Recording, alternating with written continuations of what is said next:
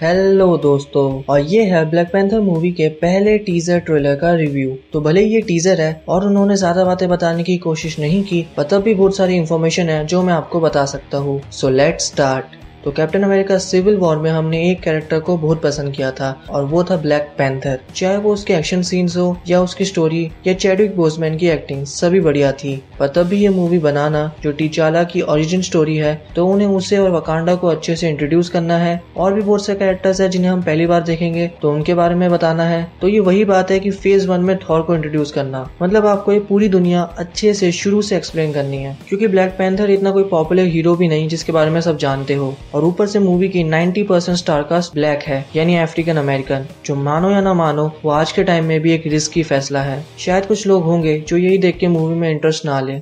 तो मूवी की जितनी स्टोरी सामने आई है उससे पता चला है कि मूवी भले ही टीचाला के बचपन से लेकर उसके बड़े होने की कहानी बताएगी, पर मेन स्टोरी ये है कि जब वो सिविल वॉर में अपने पिता की डेथ के बाद वकांडा में राजा बनने के लिए वापस आता है, तो उसको कुछ विलन्स का सामना करना पड़ता है जो उसे रोकने की कोशिश करेंगे। उन्हीं में से एक विलन है यूलिसिस क्लॉ, जिसे हमने एवेंजर्स एज ऑफ अल्ट्रॉन में भी देखा था, और उसके बारे में शील्ड की फाइल में लिखा हुआ था कि उसे टीचाका यानी टीचाला के पिता को मारने के लिए एक बार भेजा गया था। उसका हाथ कट चुका है जो अल्ट्रॉन ने किया था, पर अल्ट्रॉन ने उसे बहुत अमीर भी बना दिया था, जो भी एक इंटरेस्टिंग बात होगी। और ब्लैक पैंथर वहाँ पे इसलिए मौजूद है क्योंकि क्लॉ ही था जिसने वाइब्रेनियम चुराया था उसकी कंट्री से, और जिसे बाद में अल्ट्रॉन को बेच दिया था, जो बाद में विजन को बनाने में यूज हुआ। पर मुझे वाइब्रेनियम से याद आया कि ट्रेलर का फाइनल सीन साउथ कोरिया में शूट हुआ है, और एमसीयू में तो साउथ कोरिया की एक ही कैरेक्टर है, हेलेन चो, और उसी ने वाइब्रेनियम से विजन को बनाया था, तो शायद उसका भी यहाँ पर कोई कनेक्शन हो सकता है। तो यहाँ उसका सूट पहले से अलग है, तो मुझे लग रहा है कि ये नया सूट ही होगा। तो हमें ब्लैक पैंथर के और भी नए सूट देखने को मिलेंगे इस मूवी में, और वो स्कार पर कुछ शॉक टाइप भी यूज करता है जो उसी सूट की एक नई पावर होगी। क्योंकि ब्लैक पैंथर एक टेक्नोलॉजिकल एडवांस देश का राजा है और कॉमिक बुक्स में वो टोनी के लेवल जितना ही इंटेलिजेंट था, तो ऐसे कुछ नए फीचर भी हमें नए सूट में देखने को मिल सकते हैं। हालांकि ये सीन देखकर साफ पता चल जाता है कि ये कंप्यूटर से बनाया गया है, पर मूवी को आने में अभी बहुत टाइम है। ये 16 फरवरी को रिलीज होगी अगले साल, तो धीरे धीरे वो ये विजुअल इफेक्ट्स और ज्यादा बेहतर करेंगे। तो फिर से ट्रेलर के शुरू में आते हैं, और ये सीन भी कोरिया का ही है। यहाँ हम एवरेट रॉस से मिलता है, वो कैप्टन अमेरिका सिविल वॉर में भी थे और वो ब्लैक पैंथर को जानते हैं। तो जब भी ब्लैक पैंथर को किसी की मदद चाहिए होगी तो वहाँ वो उसकी मदद करेंगे। पर उनकी मूवी में होने की मेन वजह है कि वो मूवी में जोक्स डाल सके, क्योंकि बाकी कैरेक्टर तो इतने सीरियस लग रहे हैं, तो कोई तो होना चाहिए मूवी को फनी बनाने के लिए। क्योंकि ये एमसीयू का पार्ट है, तो ये बिना कॉमेडी के तो हो ही नहीं सकता। भले ही ब्लैक पैंथर का एक कॉमेडी सीन सिविल वॉर में था। हम पहले मिले नहीं, मैं क्लिंट हूँ, तो क्या मिठाई बांटूं? पर वो सिचुएशन की वजह से फनी लगा, उसका जोक करने का कोई इरादा नहीं था। जैसे बाकी कैरेक्टर्स बीच बीच में जोक्स करते रहते हैं, और वो जिस तरह से वकांडा के बारे में बताता है उससे लगता है कि वकांडा को इतना बड़ा खास देश भी नहीं। पर क्लॉ उसे बताता है कि वकांडा वैसा नहीं जैसा लोग उसे सोचते हैं। वो कहता है कि लोग एल डोराडो को साउथ अमेरिका में ढूंढते रहे, जो एक जगह है जिसे लोग एक सोने का शहर मानते हैं, और सालों पहले लोगों ने ऐसी जगह ढूंढने की कोशिश की थी पर उन्हें कोई ऐसी जगह मिली नहीं। ये मैं कॉमिक्स की नहीं, रियल दुनिया की बात कर रहा हूँ। और वो कहता है कि एल डोराडो हमेशा से अफ्रीका में ही था, वकांडा के अंदर। तो ऐसी कोई असली जगह तो है नहीं, ये बस एक रेफरेंस है कि असली दुनिया में लोग जिसे एल डोराडो कहते हैं वो एमसीयू की दुनिया में वकांडा है, जिसके बारे में पूरी दुनिया नहीं जानती। और वो ये भी कहता है कि वो अकेला है जो वहाँ से वापस आ सका है, क्योंकि बाकी सबको तो ऑफ कोर्स ब्लैक पैंथर वापस नहीं जाने देता होगा, ताकि उनका ये राज ही रहे।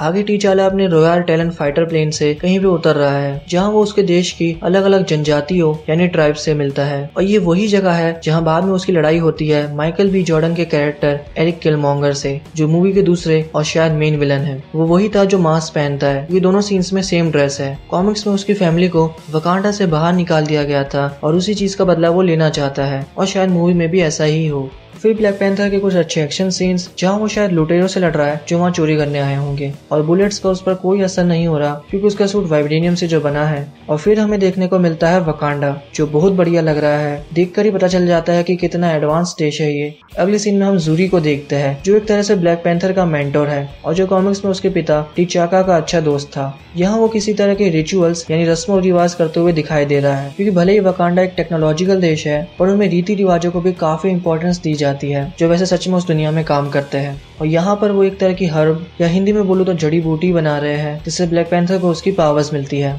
फिर हम जाते हैं कैसीनो में, जहाँ बताया जा रहा है कि एक बढ़िया एक्शन सीन होगा और ये भी कोरिया में ही है। तो मूवी के बहुत सारे सीन्स कोरिया में ही सेट है। वहाँ हम देखते हैं नाकिया को, जो कॉमिक्स में ब्लैक पैंथर से प्यार करती थी और बाद में किलमॉन्गर के साथ मिलकर एक विलन बन जाती है। पर मूवी में क्या होगा ये अभी पता नहीं। उसी जगह पर वो कोई किसी से लड़ रही है और वो वही है जो पहले टीचाला के साथ खड़ी थी, और वो लीडर है डोरा मिलाजे की, जो एक फीमेल बॉडीगार्ड्स का ग्रुप है ब्लैक पैंथर की सिक्योरिटी के लिए। और वो वकांडा की अलग अलग जनजातियों से चुनी जाती है। वही ग्रुप आगे किलमॉन्गर से लड़ते हुए भी दिखता है और उसी ग्रुप में आप एओ से मिलते हैं, जिसे आपने कैप्टन अमेरिका सिविल वॉर में भी देखा था। चलो वरना घसीट कर ले जाएंगे। मजा तो आएगा पर इसकी जरूरत नहीं। तुम्हें वाकई लगता है? और वो सिक्योरिटी देती है टीचाला को। और इस तरह से धीरे धीरे ही सही एमसीयू में फीमेल कैरेक्टर्स पर ज्यादा ध्यान दिया जा रहा है, चाहे वो आयशा, नेब्यूला और गमोरा का बड़ा रोल हो guardians of the Galaxy volume 2 में, और हेला को थॉर रग्नारॉक का विलन बना देना। ये सब एक इशारा है कि आगे फीमेल रोल्स पर भी मार्वल और ध्यान देगा। आगे हम टीचाला को यूनाइटेड नेशंस के हॉल में देखते हैं, जो एक इंटरेस्टिंग सीन है, क्योंकि अगर उन सबको पता होता कि विंटर सोल्जर और कैप्टन अमेरिका उसके देश में है, और क्योंकि वो दोनों और उनकी पूरी टीम उनकी नजर में देशद्रोही के बराबर है, तो शायद वो उसे इतना सम्मान नहीं देते। तो ये बात अब तक एक सीक्रेट ही है, जैसा हमने सिविल वॉर के पोस्ट क्रेडिट सीन में देखा। अगर उन्हें पता चला कि अभी यही है तो उसके पीछे आएंगे। जो होगा देखा जाएगा।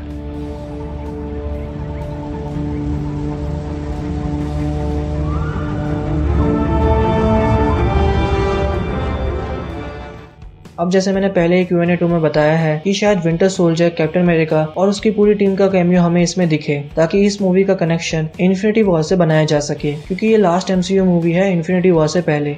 आगे हम मिलते हैं रमांडा से, जो वकांडा की रानी और टीचाला की माँ है। सच बताओ तो उसको देखकर मुझे सबसे पहले दिमाग में स्टॉर्म आई, जो कॉमिक्स में ब्लैक पैंथर की वाइफ थी, पर वो एक एक्समैन कैरेक्टर है तो वो MCU में तो हो नहीं सकती। उसके साथ एवरेट रॉस भी है और एक और लड़की भी उनके साथ है, शूरी, जो टीचाला की बहन है और जिसे हम बाद में पैंथर गन्स के साथ भी देखते हैं। और बताया गया है कि वो उतनी ही अच्छी साइंटिस्ट है जितना टोनी स्टार्क है। और लास्ट में जो हमें नया कैरेक्टर देखने को मिला वो है मैनेप, जो भी मूवी का एक विलन है और वो वहाँ की माउंटेन ट्राइब का लीडर है। और ऐसी भी न्यूज आई है कि वो हमें अवेंजर्स इन्फिनिटी वॉर में दिखेगा। तो देखा जाए तो ये movie captain America winter soldier से थोड़ी बहुत मिलती जुलती है, मतलब उस टाइप की, बाकी MCU मूवीज के कंपैरिजन में देखे तो, क्योंकि ये थोड़ी ज्यादा सीरियस है, एक्शन है इसमें, सस्पेंस है और एक बढ़िया थ्रिलर मूवी लग रही है। और जब से 2014 में इसे अनाउंस किया है और 2015 में एज ऑफ अल्ट्रॉन में इसे टीज किया। कौन सी भाषा? वकांडा। अगर ये बंदा वकांडा से उनका कारोबारी सामान लेके निकला तो। और तुम्हारे पिता ने तो सारा ले लिया था। मैं कुछ समझा नहीं। वकांडा में क्या मिलता है? दुनिया का सबसे मजबूत धातु। तब से मैं इसे देखने के लिए काफी एक्साइटेड हूँ। तो ऐसे होता है रिव्यू खत्म। अगर आपको वीडियो अच्छी लगे तो इसे लाइक कर दे और ऐसी बहुत सारी वीडियोस के लिए सब्सक्राइब करना ना भूलें। Thank you for watching this video. Bye.